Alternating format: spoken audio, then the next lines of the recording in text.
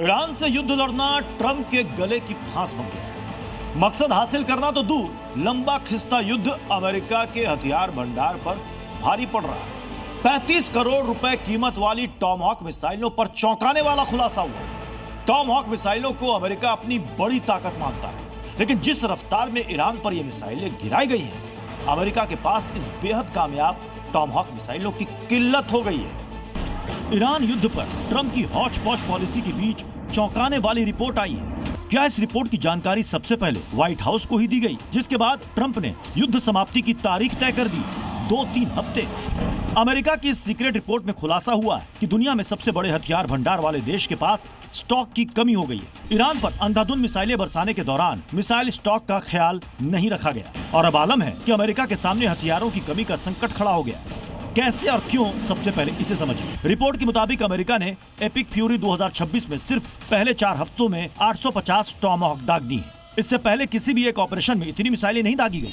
2003 के पूरे इराक युद्ध में अमेरिका ने 802 मिसाइलें दागी थी। 1991 के डेजर्ट स्टॉर्म में 288 मिसाइलें दागी गई थी। टॉमहॉक अमेरिकी मिसाइल जखीरे का सबसे कामयाब हथियारों में से एक है। लिहाजा अमेरिका ने नौसेना के जहाजों और पनडुब्बियों से 28 फरवरी को ईरान पर हमले की शुरुआत से ही दनादन टॉमहॉक मिसाइलें दागनी शुरू कर दी।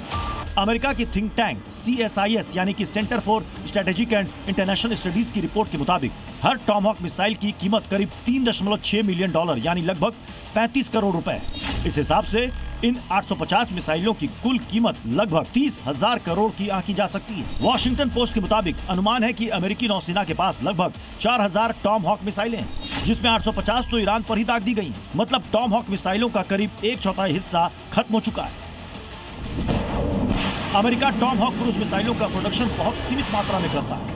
मौजूदा क्षमता के मुताबिक एक साल में करीब 600 टॉमहॉक मिसाइलें बनाई जा सकती हैं। इस हिसाब से भी देखें तो टॉमहॉक का स्टॉक पूरा करने में करीब 1.5 साल का वक्त लग सकता है। और इस बीच जंग जारी रही तो टॉमहॉक का इस्तेमाल करना अमेरिका की मजबूरी होगी, क्योंकि टॉमहॉक बहुत ही खास मिसाइल है।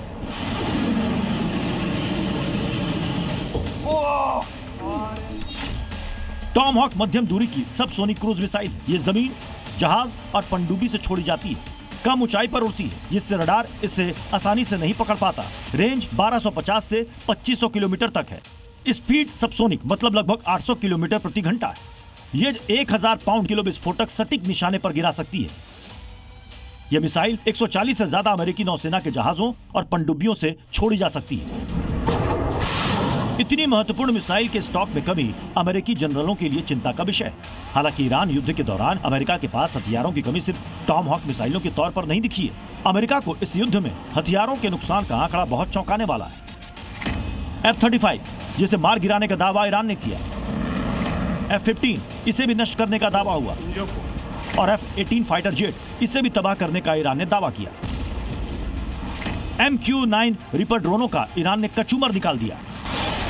इसके अलावा ईरान के धारदार और लगातार पलटवार ने अमेरिका के एयर डिफेंस सिस्टम को भी बहुत नुकसान पहुंचाया। ईरान ने 480 से ज्यादा बैलिस्टिक मिसाइलें दागी हैं, 1200 से ज्यादा ड्रोन हमले किए हैं। इन हमलों को रोकने के लिए अमेरिका को दूसरी जगहों पर तैनात अपने एयर डिफेंस सिस्टम थार्ड और पेट्रियाट को खाड़ी में मिलाकर खड़ा करना पड़ा। ईरान के हमले में थार्ड और पेट्रियाट मिसाइल सिस्टम के रडार को नुकसान पहुंचा है। इंटरसेप्टर मिसाइलों की भारी खपत हुई है।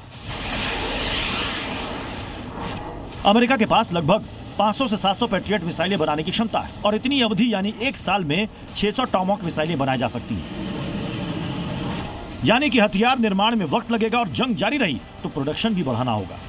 क्या ट्रंप इसी कारण खाड़ी से निकल जाने का मूड बना रहे हैं, क्योंकि हथियारों का नुकसान मतलब डॉलर की तबाही, और अमेरिका ईरान युद्ध पर अब अपने डॉलर और बर्बाद नहीं करना चाहता। ब्यूरो रिपोर्ट, जी मीडिया।